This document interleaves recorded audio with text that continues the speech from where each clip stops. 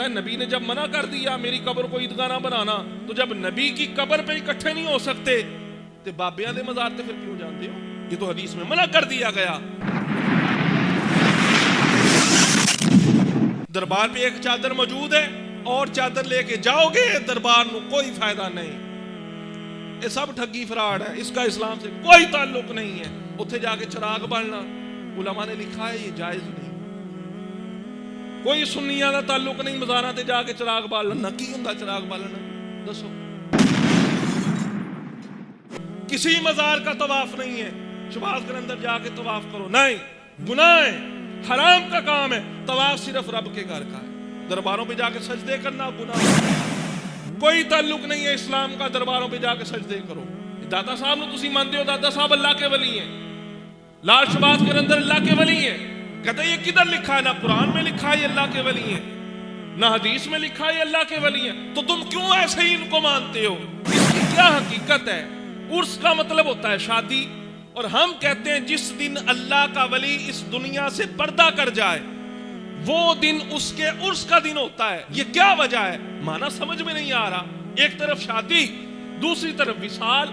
ہم نے عقیدہ بنایا قوالوں سے، ہم نے عقیدہ بنایا دمالیوں سے، جبکہ خود سب سے بڑی دمال جس کے نام پہ ڈالی جاتی وہ شباز قلندر ہے۔ ہمیں پتہ ہی نہیں ہے، ان کا دمال سے تعلق ہی کوئی نہیں ہے۔ بھائی وہ تو عالم دین تھے، مدرسے میں پڑھانے والے مولوی تھے، تاریخ کو پڑھ کے تو دیکھو نا۔ لال شباز قلندر حافظ قرآن تھے بھائی، وہ دمال ڈالنے والے نہیں تھے، وہ قوالیاں کروانے والے نہیں تھے، وہ حافظ قرآن تھے۔ 7 سال کی عمر میں حفظ قرآن کیا لال شباز قلندر نے۔ ہم نے صرف ان کو کیا دمال والا بابا سمجھ لیا کہ وہ صرف دمالے ڈالتے تھے، وہ قوالیاں کرتے تھے؟ نہ، اگلی بات بھی سنو۔ لال شباز قلندر رحمت اللہ تعالی علیہ عربی بھی جانتے تھے، فارسی بھی جانتے تھے۔ ہم نے دیکھا نہیں ہے لال شباز قلندر کون ہے، ہم نے دیکھا نہیں۔ داتا علی اجویری کون ہے؟ دل میں محبت کس نے ڈالی؟ انہوں نے رب رسول کو راضی کیا، رب نے اپنا وعدہ پورا کیا۔ سَيَجْعَلُ لَهُمُ الرَّحْمَنُ وُدًّا، انہوں نے رب کی محبت کو پایا، رب نے ان کی محبت کو امت کے دلوں میں ڈال دیا۔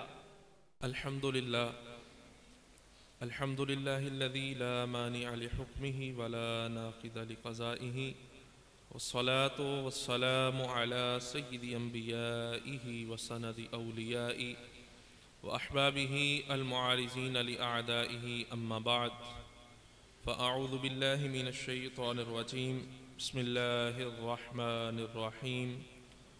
قال الله تبارك وتعالى في كلامه المجيد، إن الذين آمنوا وعملوا الصالحات سيجعل لهم الرحمن ودا، صدق الله العظيم۔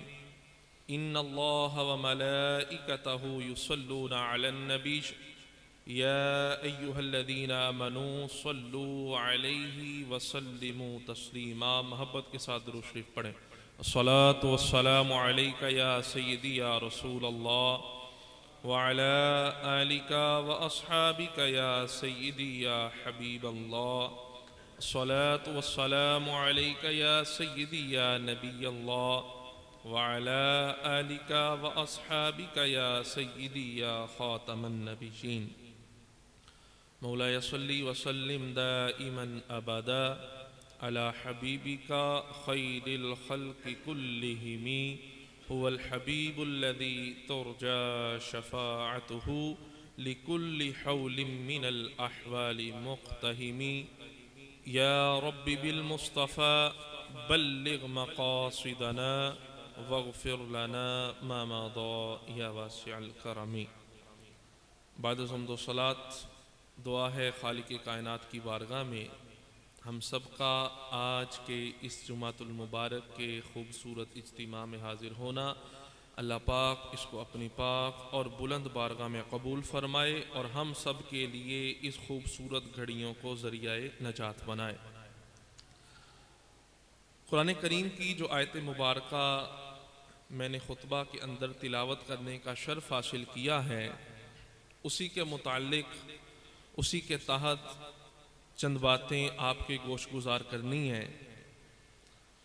اللہ تبارک و تعالی نے انسان کو جب پیدا کیا تو انسان کو پیدا کرنے کے ساتھ ساتھ انسان کی ہدایت کے لیے بھی رب نے ایک نظام ترتیب دیا، اور وہ نظام کی مختلف صورتیں ہیں۔ اللہ تبارک و تعالیٰ نے انسان کو پیدا فرما کر انسان کی ہدایت کے لیے انبیاء کرام علیہم السلام کو اس دنیا کے اندر بھیجا تاکہ وہ لوگوں کو ہدایت کا رستہ دکھائیں۔ اللہ تبارک و تعالیٰ نے مختلف اوقات کے اندر اپنے رسولوں کو مبعوث فرمایا تاکہ انسان کی ہدایت کا سامان بن سکے۔ بالآخر اس سلسلے کو نبی آخر الزمان جناب محمد مصطفیٰ صلی اللہ تعالی علیہ وآلہ وسلم پر ختم فرما دیا، اور قرآن میں یہ اعلان فرما دیا، ما کان محمد ابا احد من رجالکم ولکن رسول اللہ وخاتم النبیین۔ محمد صلی اللہ تعالی علیہ وآلہ وبارک وسلم نبیوں میں سب سے آخری نبی ہیں، اور خود نبی پاک علیہ الصلوۃ والسلام نے بھی یہ اعلان فرما دیا، انا خاتم النبیین لا نبی بعدی، میں نبیوں میں سب سے آخری نبی ہوں، اب قیامت تو آ سکتی ہے، میرے بعد کوئی نیا نبی نہیں آ سکتا۔ تو انبیاء اب نہیں آئیں گے، رسول اب نہیں آئیں گے، مگر انبیاء کے ورثاء آئیں گے۔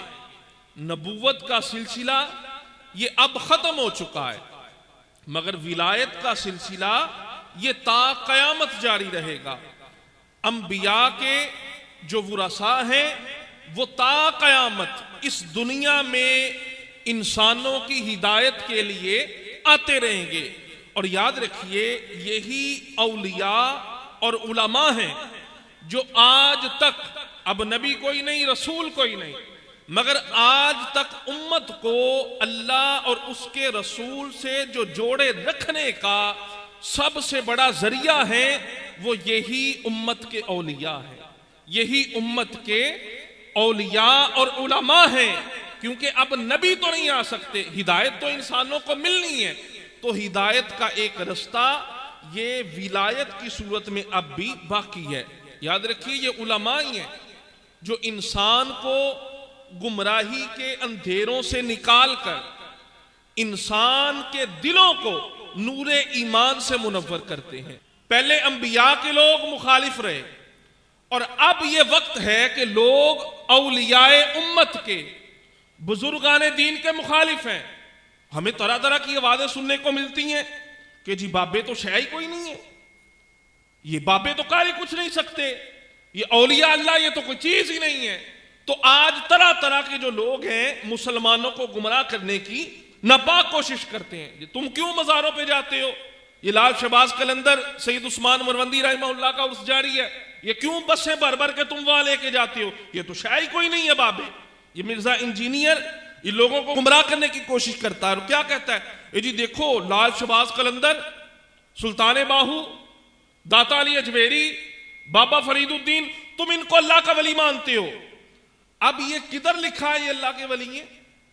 توجہ کرنی ہے، داتا صاحب نے تسی مانتے ہو داتا صاحب اللہ کے ولی ہیں، لال شہباز قلندر اللہ کے ولی ہیں، کہتے ہیں یہ کدھر لکھا ہے؟ نہ قرآن میں لکھا ہے یہ اللہ کے ولی ہیں، نہ حدیث میں لکھا ہے یہ اللہ کے ولی ہیں، تو تم کیوں ایسے ہی ان کو مانتے ہو؟ اب سمجھنے والی بات یہ ہے، میں نے کہا قرآن میں لکھا ہے مگر آپ نے نہیں پڑھا، قرآن میں لکھا ہے واضح طور پر، مگر آپ نے امت تک صحیح پیغام نہیں پہنچایا، امت کو اولیاء سے دور کرنے کی کوشش کی ہے۔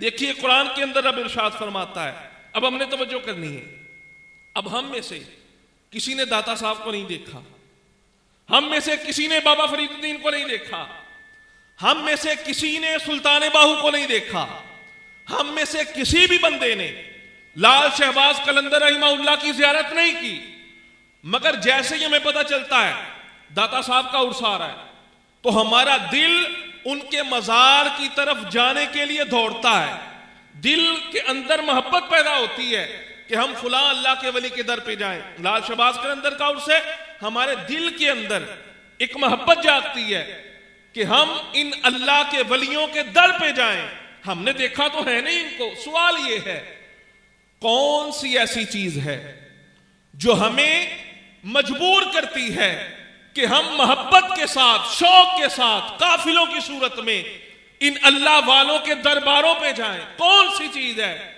جو ہمیں کھینچ کے ان تک لے جاتی ہے؟ آئیے رب کا قرآن سنتے ہیں۔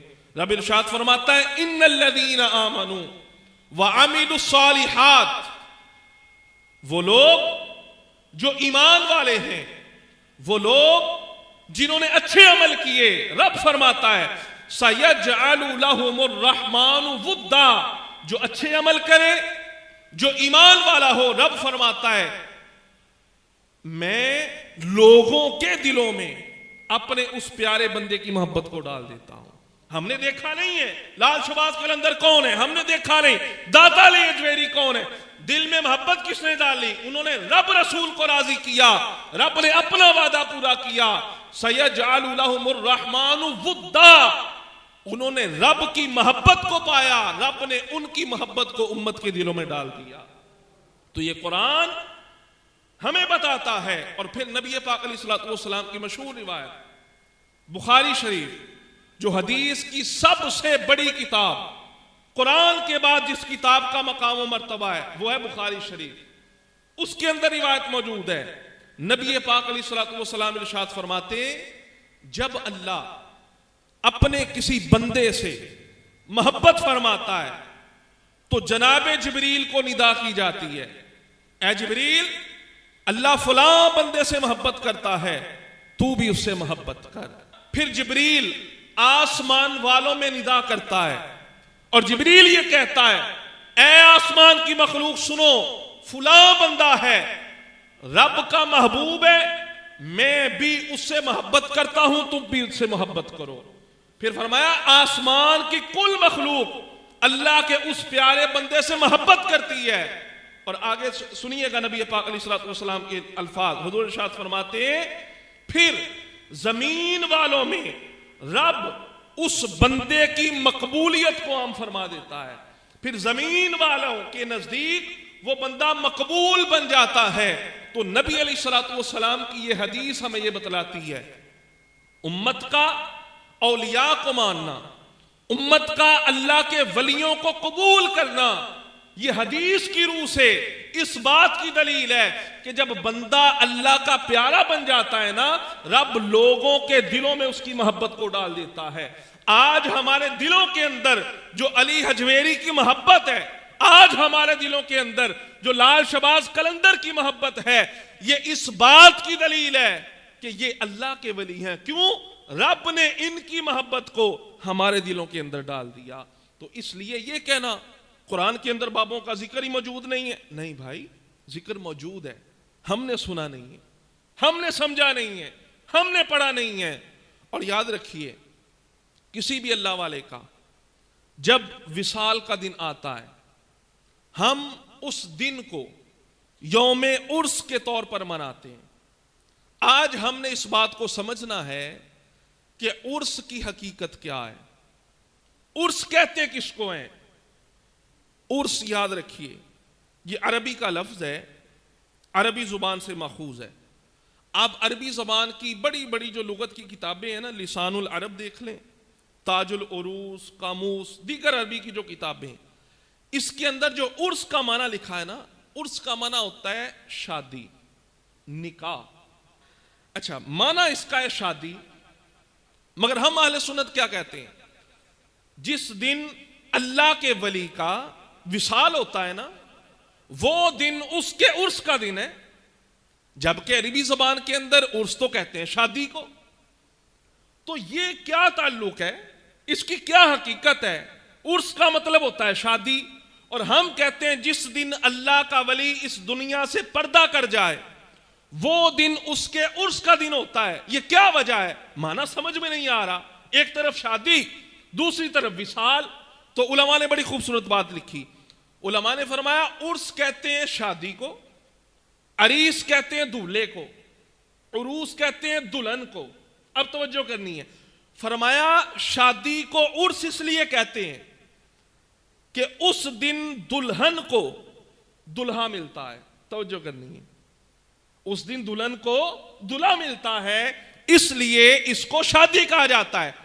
اب اللہ کا ولی اس دنیا میں رہ کے نمازیں پڑھ کے ذکر و اذکار کر کے نوافل ادا کر کے عبادات کر کے رب کو راضی کرتا ہے.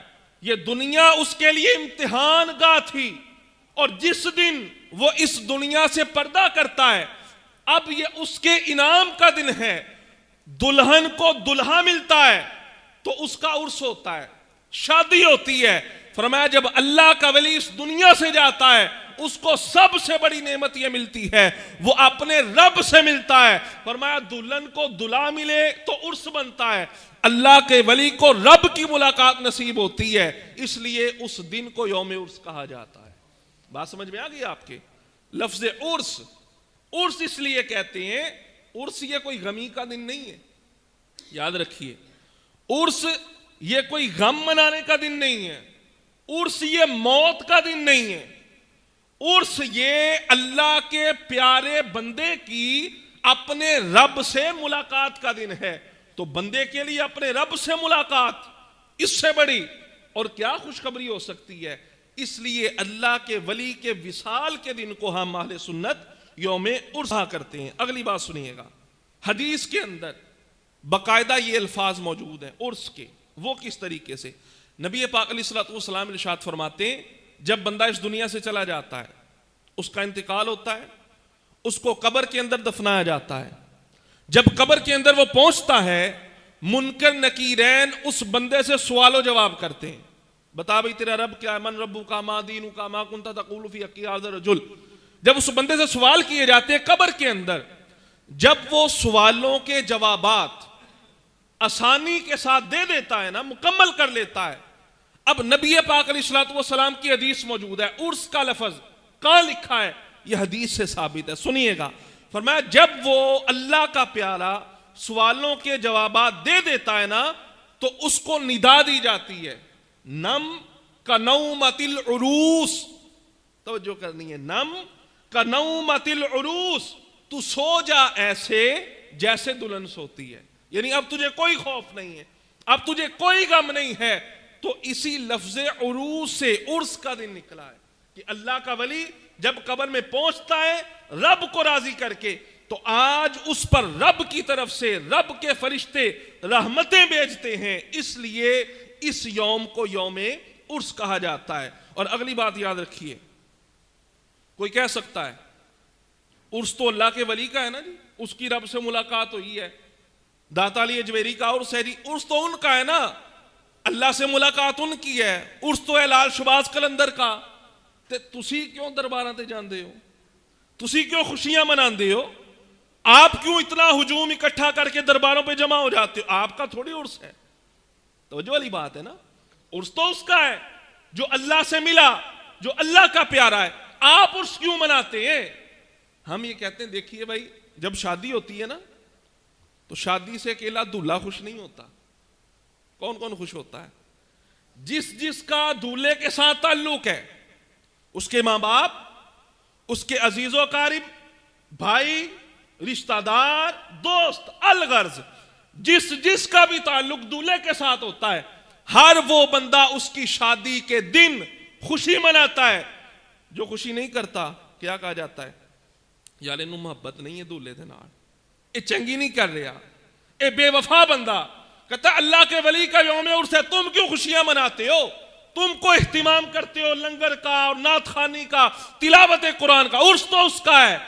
میں کہا بھائی عرس اس کا ہے, عرس پہ خوشیاں وہ مناتا ہے جس کا دولہے کے ساتھ تعلق ہوتا ہے.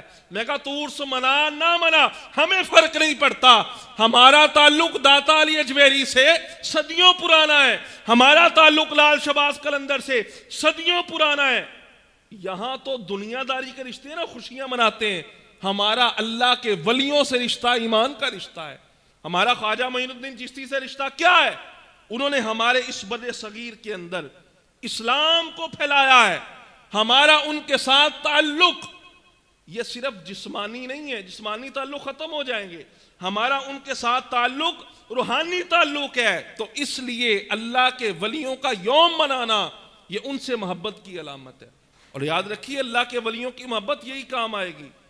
اگر دشمنی ہوگی, دل میں ان کا بغض ہوگا, یاد رکھیے رب ارشاد فرماتا ہے خود، فرمایا من عاد لی ولیًا، خبردار جس نے کسی میرے ولی کے ساتھ دشمنی کی، رب پتہ کیا ارشاد فرماتا ہے فقد آذنتہ بالحرب، جس نے میرے کسی ولی کا بغض، دشمنی اپنے دل کے اندر رکھی، وہ رب کے ساتھ جنگ کا اعلان کر رہا ہے۔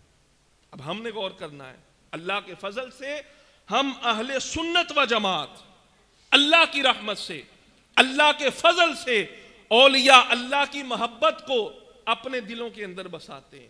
یا ایک یہ بھی سوال کیا جاتا ہے جناب کہ تم یہ جو ابھی لال شہباز قلندر رحمت اللہ تعالی کا عرس چل رہا ہے نا، تو ڈھیروں ڈھیر قافلے لوگ اکٹھے ہو کے بسوں کی صورت میں، قافلوں کی صورت میں جاتے ہیں، تو لوگ کہتے ہیں دیکھو جی یہاں تو آپ احادیث کی کتابیں پڑھیں نا، تو نبی پاک علیہ الصلوۃ والسلام کی حدیث موجود ہے۔ میں نے کہا کون سی حدیث؟ تم مزاروں پہ نہ جاؤ، کیوں نہ جاؤ جی؟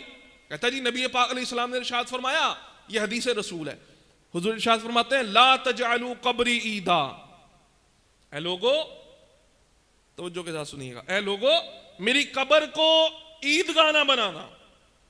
کہتا دیکھو نبی نے فرما دیا نا میری قبر کو عیدگاہ نہیں بنانا، اس کا مطلب یہ ہے جس طرح عید والے دن رش ہوتا ہے، تم بھی نبی علیہ الصلوۃ والسلام کے مزار پہ نہ جاؤ، وہاں رش نہ کرو۔ نبی نے تو منع فرمایا، عید کے دن میلے لگتے ہیں، لوگ جمع ہوتے ہیں، خوشیاں کرتے ہیں طرح طرح کے، تو کہتا ہے نبی نے جب منع کر دیا میری قبر کو عیدگاہ نہ بنانا، تو جب نبی کی قبر پہ اکٹھے نہیں ہو سکتے تو بابیاں دے مزار تے پھر کیوں جاندے ہو؟ یہ تو حدیث میں منع کر دیا گیا۔ میں کہا نہیں بھائی، حدیث کا یہ مطلب نہیں ہے جو حدیث تم بیان کر رہے ہو۔ حدیث نبی پاک علیہ الصلوۃ والسلام کی بالکل حق ہے، مگر یہ بندہ جو معنی بیان کر رہا ہے نا کہ حضور علیہ السلام کی قبر انور پر رش نہیں لگانا، یہ معنی غلط بیان کر رہا ہے۔ کہتے کیسے؟ میں کہا دیکھو نبی پاک علیہ السلام کی ایک اور حدیث ہے، حضور علیہ الصلوۃ والسلام ارشاد فرماتے ہیں، فرمایا من زار قبری، کہتا نبی نے منع کر دیا قبر پہ نہیں آنا، میری پہ عیدگاہ نہ بنانا، رش نہ لگانا۔ میں کہا یہاں نبی پاک خود ارشاد فرماتے من زار قبری وجبت لہ شفاعتی، جس نے میری قبر کی زیارت کی اس کے لیے میری شفاعت واجب ہو جائے گی۔ پھر اس حدیث کا کیا مطلب ہے؟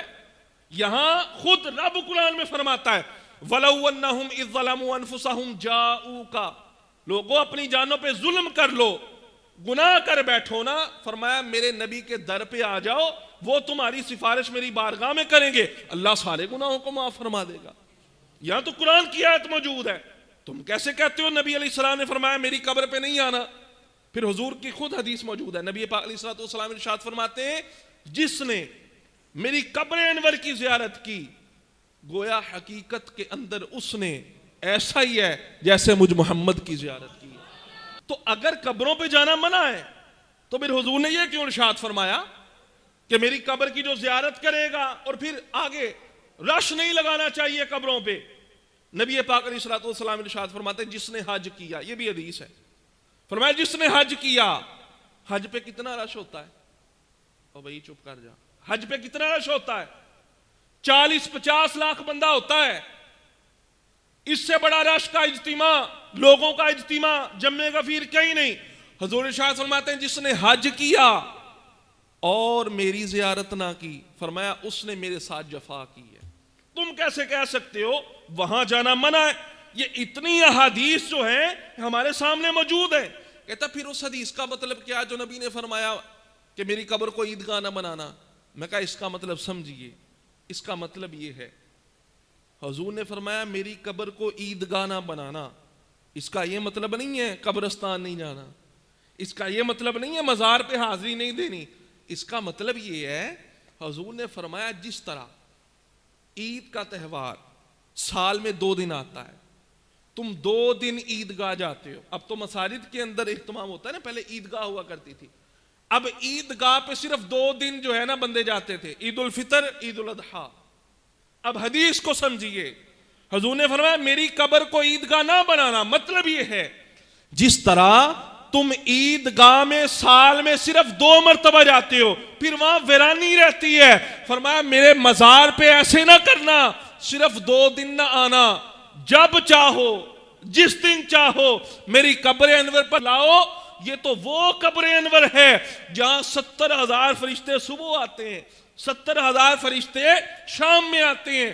فرمایا عیدگاہ نہ بنانا, میری قبر پر اکثر آتے رہنا. اس کی وجہ یہ ہے جو مجھ محمد کی قبر کی زیارت کرے گا نا, حقیقت کے اندر وہ مجھ مصطفیٰ کی زیارت کرے گا. اور جس نے میری قبر کی زیارت کی ہے, مصطفیٰ فرماتے ہیں قیامت کے دن اللہ کی بارگاہ میں اس کی شفاعت کروں گا. تو یہ حدیث کا مطلب ہے بھائی. اور دوسرا جو علماء نے مطلب بیان کیا وہ بھی بڑا قابل توجہ ہے, وہ بھی سنیے گا. حضور نے جو فرمایا نا میری قبر کو عیدگاہ نہ بنانا, اس کا مطلب پتہ کیا ہے؟ جس طرح عید پر اکثر لوگ فضول کام کرتے ہیں, لہو و لعب کرتے ہیں, کھیل کود کرتے ہیں, فرمایا اس طرح میرے مزار پہ تم نہ آنا, کہیں بے ادبی نہ ہو جائے. حدیث کا یہ مطلب ہے. مطلب یہ وہاں آنا کوئی اونچی گفتگو نہ کرنا, وہاں آنا کوئی اونچی آواز نہ لگانا. ہمارے یہاں کیا ہوتا ہے, مدینہ شریف پہنچ گیا نا بندہ, جیسے حضور علیہ الصلوۃ والسلام کی مواجہ شریف کے سامنے پہنچتا ہے موبائل نکل آتا ہے. یہ مطلب ہے. سیلفیاں نہ بنانا. جس طرح عیدگاہ پہ کھڑے ہو کے سیلفیاں کھینچتے ہو نا, اس حدیث کو سمجھو. حضور کے روضے کے سامنے کھڑے ہونا, حضور فرماتے قبر کی زیارت ایسے ہے جیسے مجھے دیکھ رہا ہے. یہ کیسا امتی ہے جو حضور کو دیکھ رہا ہے ساتھ سیلفی کھینچ رہا ہے؟ اس سے منع کیا گیا ہے بھائی. سیلفیوں کی وہاں پہ آواز نہ نہ نہ. ہمارے علماء امت دیکھیں نا, امام مالک بہت بڑے امام گزرے ہیں, جیسے حنفی ہے نا ہم, اس طرح ایک فقہ ہے فقہ مالکی. امام مالک 40 سال کا عرصہ انہوں نے مصطفیٰ کریم علیہ السلام کے روضے کے سامنے بیٹھ کے حدیث رسول پڑھائی ہے. پتہ کیسے پڑھائی ہے؟ ایسے ورق پلٹتے تھے نا, ایسے ورق پلٹتے, کوئی فضول کام نہیں ہے. حدیث کی کتاب سامنے موجود ہے, فرمان رسول. 40 سال کا عرصہ حدیث پڑھائی ہے, ایسے ورق پلٹتے تھے نا. حضور کی قبر انور کا اتنا ادب کرتے تھے, ورقہ پلٹنے کی آواز بھی پیدا نہیں ہوتی تھی. اتنا ادب. اتنے ٹک ٹک ٹک ٹک ٹک سیلفیاں چل رہی ہیں, لائیو ویڈیو کالیں چل رہی ہیں. حضور علیہ السلام نے اس بات سے منع کیا ہے. حدیث کا اصل مطلب یہ ہے کہ میری قبر انور پر آنا ہے تو ادب کے ساتھ آنا ہے. اس کو عیدگاہ نہیں بنانا, اس کو میلوں کی طرح نہیں بنانا. کیوں؟ وہاں ایک بھی بے ادبی ہمارے تمام اعمال کے ضائع ہونے کا سبب بن سکتی ہے. تو اس لیے بھائیو حدیث کا اصل مطلب یہ ہے. اب میں چند باتیں آپ کے گوش گزار کرتا ہوں. چونکہ یہ مہینہ حضرت سیدنا لال شہباز قلندر رحمۃ اللہ تعالی علیہ آپ کے عرس کا مہینہ ہے, تو یقیناً ہر اللہ والے سے, ہر اللہ کے ولی سے ہم محبت رکھتے ہیں. مگر سوچنے والی بات یہ ہے, آج کا یہ جو دور ہمارا چل رہا ہے, ہم نے اپنی پوری گفتگو کی اس بات پہ عرس کس کو کہتے ہیں, عرس کا معنی کیا ہے, ٹھیک ہے, اور پھر عرس منانا, قبروں پہ جانا, یہ باقاعدہ حدیث سے ہم نے ثابت کیا. اب ہم نے توجہ یہ کرنی ہے, ہم اب جس انداز کے ساتھ اللہ کے ولیوں کے مزاروں پہ جاتے ہیں, کیا ہمارا یہ انداز قافلوں کی صورت میں جانا, بیچ میں عورتوں کا ہونا, قوالیاں چلانا, طرح طرح کا ناچ گانا کرنا, دمالے ڈالنا, کیا اللہ کے ولیوں کے مزاروں پہ جانے کا یہ طریقہ ہے؟ نہیں. مگر ہمارے یہاں کیا ہوتا ہے؟ ہمارے یہاں یہ ہوتا ہے, یہاں سے بس چلی, 50 بندے 20 بیبیاں بیچ میں ہیں. عورت کے لیے قبرستان جانا جائز نہیں ہے. علماء نے فرمایا عورت جب اپنے گھر سے قبرستان کے لیے نکلتی ہے, جیسے ہی نکلتی ہے لعنت برسنا شروع ہو جاتی ہے. جب صاحب قبر کے پاس پہنچتی ہے, قبر والے کی روح اس عورت پر لعنت بھیجتی ہے کہ تو میری قبر پہ کیوں آئی ہے. اور ہمارے یہاں اللہ کے ولیوں کے جانے کی اجازت ہی نہیں ہے بھائی. صرف روضہ رسول پر جانے کی اجازت ہے عورت کو, اس کے علاوہ عورت کہیں نہیں جا سکتی. اور پھر اللہ کے ولیوں کی یہ تعلیمات ہیں کہ تم بڑے بڑے بال رکھ لو, نماز پڑھو کوئی نہ, ہاتھ میں 10 انگوٹھیاں پہن لو. کیا لال شہباز قلندر کا یہ درس ہے؟ اصل میں ہم نے نا اللہ کے ولیوں کی سیرت کوئی نہیں پڑھا کہ ان کی سیرت کیا تھی, ان کی زندگی کیا تھی, انہوں نے اپنی زندگی گزاری کیسے ہے. ہم لوگ طرح طرح کی خرافات کے اندر پڑ گئے. اس لیے جو آج کل پڑھے لکھے لوگ ہیں وہ مزاروں پہ نہیں جاتے. کیوں نہیں جاتے؟ ہماری انہی حرکتوں کی وجہ سے. وہاں پہ دھمالیں ڈالو، گانے لگاؤ، پتہ نہیں کیا کیا ہو رہا ہے لال شہباز قلندر کے عرس کے موقع پہ آپ دیکھ لیں۔ اب اگر آپ ان کی زندگی کو پڑھیں، آپ پتہ کیوں سندھ کے اندر تشریف لائے تھے؟ کسی نے واقعہ پڑھا ہو؟ وہ کس لیے آئے تھے اور ہم کیا کرنے جاتے ہیں؟ لال شہباز قلندر رحمۃ اللہ تعالی علیہ اپنے چند ساتھیوں کے ساتھ جب آئے نا سندھ، تو سندھ کا علاقہ وہ تھا جہاں ہندو بہت تھے، کفر بہت تھا، مسلمان آٹے میں نمک کی تعداد کے مطابق تھے صرف۔ یہ وہاں پہ آئے، وہاں پہ زنا بہت عام تھا، عورتیں بہت زیادہ لوگوں کو گناہ کی دعوت دیتی تھی، مرد شوق کے ساتھ جاتے تھے۔ لال شہباز قلندر اس علاقے میں جب پہنچے نا، اب غور کرنا ہے، اس علاقے میں پہنچے تو دیکھا لوگوں نے یہ بڑے نیک لوگ ہیں، صوفی لوگ ہیں، آپ کے ساتھ چند اور اللہ کے ولی تھے، ایک قافلہ پورا آیا تھا آپ کے ساتھ۔ تو آپ جس مقام پر ٹھہرے نا، دیکھا لوگ سرعام گناہ کر رہے ہیں، عورتیں گناہ کی دعوت دے رہی ہیں۔ رات گزری نا، ساتھیوں نے کہا کہ یا حضرت ہمارا یہاں رہنا نہیں بنتا، یہ علاقہ ٹھیک نہیں ہے، یہاں کے لوگ بڑے گندے لوگ ہیں، ہم نے یہاں نہیں رہنا۔ آپ نے کہا نہیں، میں یہاں آیا نہیں ہوں، مجھے بھیجا گیا، میں یہاں آیا نہیں ہوں، مجھے بھیجا گیا۔ آپ کو پتا کنہوں نے بھیجا تھا لال شہباز قلندر کو سندھ کے اندر؟ حضرت بو علی قلندر رحمۃ اللہ تعالی علیہ، چنیوٹ کے اندر جن کا چلہ گاہ ہے، ان کا مزار ہے انڈیا کے اندر، پانی پت کے اندر۔ لال شہباز قلندر گئے تھے ان کے پاس، ان کی بارگاہ میں، انہوں نے مشورہ دیا تھا لال شہباز قلندر کو کہ تم جاؤ سندھ کے اندر، وہاں پر لوگ بڑے گناہوں کے اندر مبتلا ہیں، کفر و شرک کی اندھیریاں چھائی ہیں، تم وہاں پہ جاؤ۔ تو شہباز قلندر رحمۃ اللہ تعالی علیہ آپ نے فرمایا کہ میں خود نہیں آیا، مجھے یہاں بھیجا گیا ہے۔ رات گزری، صبح ہی دیکھا لوگ باہر ہی نہیں نکل رہے، کوئی گناہ ہی نہیں کر رہا۔ اب وہ عورتیں بڑی پریشان، انہوں نے کہا اس بابوں نے تو آ کے، ان صوفیوں نے آ کے ہمارا کاروبار بند کر دیا۔ انہوں نے بادشاہ وقت، جو اس وقت کا بادشاہ تھا، راجہ تھا، اس کو پیغام بھیجا، وہ راجہ خود بدکار تھا۔ اس نے کہا اچھا یہ کام شروع ہو گیا۔ اس نے اپنے سپاہی بھیجے، سپاہیوں کا جاؤ اس بابے کو یہاں سے دفع کرو، اس کو نکل جائے یہاں سے۔ اب وہ سپاہی جیسے ہی نکلے نا لال شہباز قلندر رحمۃ اللہ تعالی علیہ کی طرف، جیسے ہی وہ چلے، زمین نے ان کے پیروں کو پکڑ لیا۔ جیسے ہی پیروں کو پکڑا نا، وہ نیت کرتے واپسی کی، زمین پاؤں چھوڑ دیتی، آگے بڑھنے کی نیت کرتے، زمین پھر ان کو پکڑ لیتی۔ تو انہوں نے جب یہ ماجرا دیکھا، اللہ کے ولی کی کرامت دیکھی، بجائے گرفتار ہونے کے ان کے قدموں پہ آ کے حضور کا کلمہ پڑا، مسلمان ہو گئے۔ تو لال شہباز قلندر کا سندھ میں آنا کس لیے تھا؟ بدکاری کو ختم کیا جائے، یہ عورتوں والے گناہ کو ختم کیا جائے۔ آج لال شہباز قلندر کے مزار پہ دیکھ لو، سب سے زیادہ آپ کو عورتیں نظر آئیں گی، بال کھلے، دمال ڈال۔ او بھئی لال شہباز قلندر آئے کیوں تھے؟ اس کنجر خانے کو ختم کرنے کے لیے آئے تھے۔ آج ہم نے کیا کیا؟ وہی کنجر خانہ ان کے مزار پہ شروع کر دیا۔ کیا یہ اللہ کے ولیوں کی تعلیمات ہے؟ اور ہم نے سوچ لیا قلندر کس کو کہتے ہیں جی؟ جدے بڑے بال ہون، 10 انگوٹھیاں ہون، نہاتا نہ ہوئے، بالاں نوں وٹ پہ ہون، اس کو قلندر کہتے ہیں۔ او نہیں بھائی، ہمیں قلندر کا معنی ہی نہیں پتا۔ علماء نے کہا قلندر پتہ کون ہوتا ہے؟ پہلے اللہ کا ولی، اللہ کی عبادات کرتا ہے، منازل طے کرتا ہے، اللہ اس کو ایک منصب ادا کرتا ہے، وہ صوفی بن جاتا ہے۔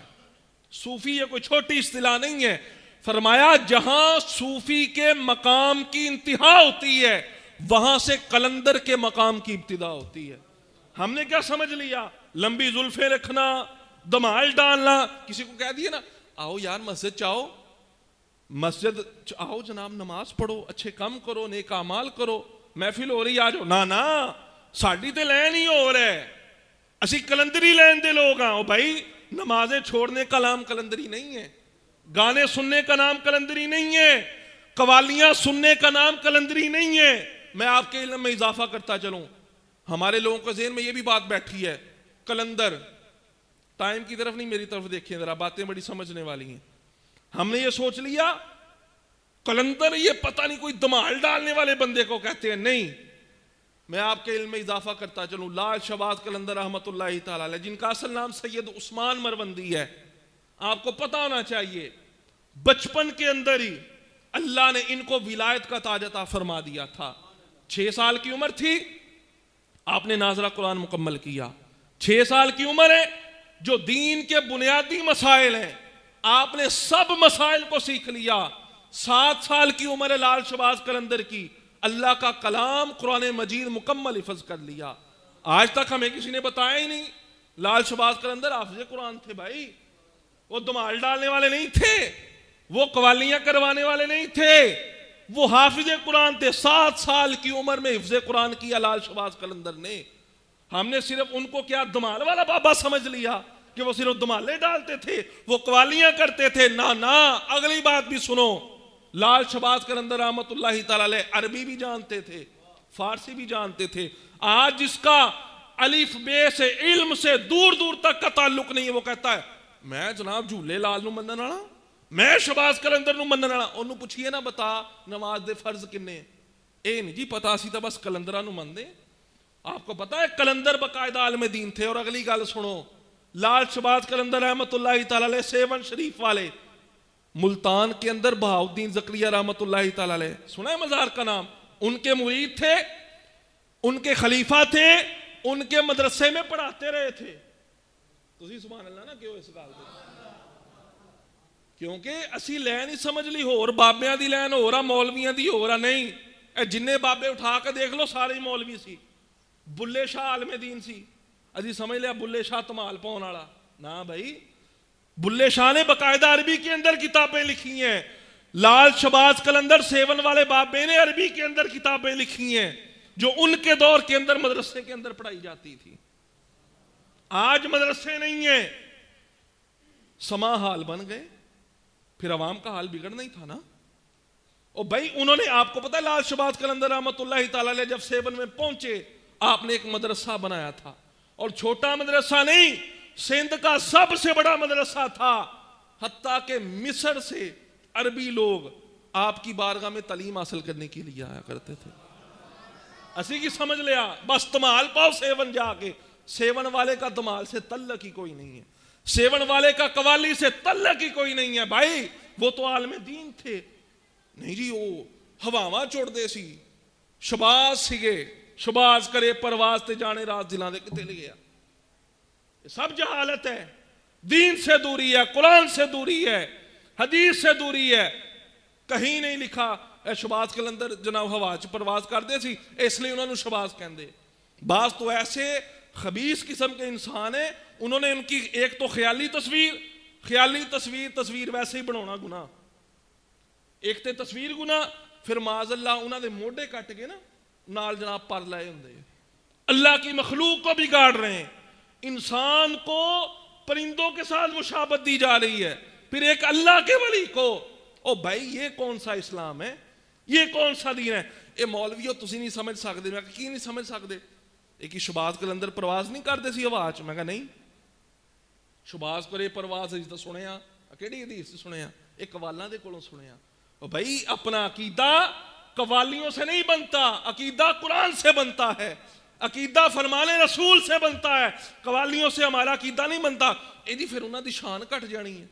اللہ کے ولی کی یہ شان ہی نہیں ہے وہ ہوا میں اڑے، یہ اللہ کے ولی کی شان ہے. اے تے پرندیاں دا کام ہوا چڑنا. ہم لوگوں نے کیا سمجھ لیا شہباز کرے پرواز پھر ان کی شان ہوگی. نہیں، ہوا میں تو پرندے اڑتے ہیں، ہوا میں تو غیر مسلم بھی اڑے ہیں. آپ نے خواجہ صاحب کا واقعہ نہیں پڑھا؟ وہ جوگی اور اس کے جادوگر، مجمع لگا ہے، دادا صاحب کا بھی ہے، خواجہ صاحب کا بھی ہے، مجمع لگا ہے. اپنا روب جھاڑنے کے لیے نا انہوں نے جادو کیا، منتر شنتر پڑے، ہوا چڑنا شروع کر دیتا تاکہ لوگ کہن او واہ واہ اللہ دا ولی جا رہا. ہواؤں میں اڑنے والے کو اللہ کا ولی نہیں کہتے. جو اللہ سے ڈرے، نماز پڑھے، روزے رکھے، حج کرے، اللہ رسول کے فرمان پہ عمل کرے، اس کو اللہ کا ولی کہتے ہیں. ہواؤں میں تو کافر بھی اڑ لیتے ہیں، ہواؤں میں تو کوے بھی اڑتے ہیں، چیلیں بھی اڑتی ہیں، کیا وہ بھی اللہ کی ولی ہیں؟ ہم نے کیا اپنا معیار بنا لیا یار؟ شہباز قلندر کا ہوا میں نہ اڑنا یہ جناب عیب ہو گیا، ان کی شان کم کر دی. میں کہا نہیں، وہ ہندو گئے نا اڑ کے منتر پڑھ کے. شہباز قلندر دی شان نہیں ہوا چڑن. خواجہ صاحب نے کی کیتا ایک روایت دے مطابق، اور ایک کوئی شرعی طور تے قباحت بھی نہیں ہو بھی سکتا. آپ نے جتی نو کیا چل ذرا ہیں، اے اللہ دے ولی دی شان ہواؤں میں اڑنا. اور یہ تو جادوگر بھی کرتے ہیں. اللہ کے ولی اپنے جوتے کو اشارہ کریں چل انہوں نے لے کے آ, جوتی ہواؤں میں جائے ان کے سروں پہ پڑے. میں کہا ہوا کے اندر پرواز کرنا یہ تو اللہ کے ولیوں کے جوتے کا کام ہے, یہ اللہ کے ولیوں کی شان کم نہیں ہوتی. شباز کا پھر معنی کی ہے جی, یہ مطلب کی مولوی صاحب, یہ مطلب ہی سمجھ لو. شباز کرے پرواز, کیڑی پرواز کرے؟ فرمایا اللہ کے قرب کی جو منازل ہیں, اللہ کے قرب کی منازل جناب سیدنا لال شہباز قلندر نے اتنی حاصل کی ہیں, امت نے ان کو شہباز کا لقب عطا فرمایا ہے. او بھائی یہ مطلب ہے, یہ سمجھنے والی بات نہیں. اس لیے اللہ کے ولیوں سے محبت کیجئے, ان کے درباروں پہ جائیے, مگر درباروں پہ جانے کا طریقہ کار ہونا چاہیے. عورتوں کے جانے کی اجازت نہیں ہے. دربار پہ ایک چادر موجود ہے اور چادر لے کے جاؤ گے دربار نو کوئی فائدہ نہیں. یہ سب ٹھگی فراڈ ہے, اس کا اسلام سے کوئی تعلق نہیں ہے. چادر صرف ایک مزار پہ ہونی چاہیے, وہ بھی اس لیے تاکہ پتہ چل جائے یہ عام مسلمان کی نہیں, اللہ کے ولی کی قبر ہے. نشانی کے طور پہ چادر ہوتی ہے, چادر دا کوئی فائدہ نہیں بابیاں, سیدھی گل ہے. ہمارے علماء نے منع کیا, ایک چادر ہے, زیادہ چادر آپ نہیں ڈال سکتے. کسی غریب نو دیو بھائی, کسی مدرسے دے بچے نو دیو. سردی آئی ہے غریباں دے بچیاں نو چادراں دو جڑیاں مزاراں تے پاندے ہو. گلے مزاراں دے نہ بھرو, گلے مسیتاں دے بھرو, مسجدوں کے گلے بھرو. دواروں پہ کیا ہوگا؟ قوالیاں ہوگی, ناچ گانا ہوگا, اور کیا ہوگا؟ اسلام کا اس سے کوئی تعلق نہیں ہے. اتھے جا کے چراغ بالنا علماء نے لکھا ہے یہ جائز ہی نہیں ہے. کوئی سنیاں دا تعلق نہیں مزاراں تے جا کے چراغ بالنا. کی ہوندا چراغ بالنا جی دسو؟ کیڑی حدیث چایا, کتھے قرآن چایا؟ بلکہ قبر دے اوتے تے اگ لاؤن تو منع کیتا گیا, اسی جا کے درباراں دے چراغ چڑھونے. اے کتے نہیں لکھیا قرآن و حدیث, ہمارے اس سے کوئی تعلق نہیں ہے. علماء نے لکھا جو چراغ جلائے فضول. ہاں اب لائٹ موجود ہے نا, پہلے چراغ تھے اس لیے روشنی ہو, نماز پڑھنی ہے روشنی میں پڑھنی ہے, قرآن پڑھنا ہے چراغ جلا لو تاکہ روشنی ہو جائے, صرف اس لیے. اس کے علاوہ ایسے ہی جا کے تیل ڈالنا چراغ ڈالنا اسلام میں اس کی کوئی حقیقت نہیں ہے. اس کا اللہ کے ولیوں کے ساتھ کوئی بھی تعلق نہیں ہے. درباروں پہ جا کے سجدے کرنا گناہ, کوئی تعلق نہیں ہے اسلام کا. درباروں پہ جا کے سجدے کرو, سیدھا سیدھا گناہ ہے. اگر کوئی تعظیم کی نیت سے کرے گناہ, اور اگر کوئی عبادت کی نیت سے کرے وہ کافر ہو جائے گا, دار اسلام سے خارج ہو جائے گا. کسی مزار کا طواف نہیں ہے, شباز قلندر جا کے طواف کرو, نہیں, گناہ ہے, حرام کا کام ہے. طواف صرف رب کے گھر کا ہے. اللہ کے ولیوں کی محبت اپنے دلوں میں ڈالو. ہم نے عقیدہ بنایا قوالوں سے, ہم نے عقیدہ بنایا دمالیوں سے, جبکہ خود سب سے بڑی دمال جس کے نام پہ ڈالی جاتی وہ شباز قلندر ہے. ہمیں پتہ ہی نہیں ہے, ان کا دمال سے تعلق ہی کوئی نہیں ہے. بھائی وہ تو عالم دین تھے, مدرسے میں پڑھانے والے مولوی تھے, تاریخ کو پڑھ کے تو دیکھو نا. تو اس لیے اللہ کے ولیوں کے ساتھ جڑ جاؤ اور اپنی زندگی کو ایسے گزارو جیسے اللہ کے ولیوں نے اپنی زندگی کو گزارا. تو یہ باتیں بڑی سمجھنے والی ہیں. دعا ہے اللہ تبارک و تعالی ہم سب کو عمل کرنے کی توفیق عطا فرمائے.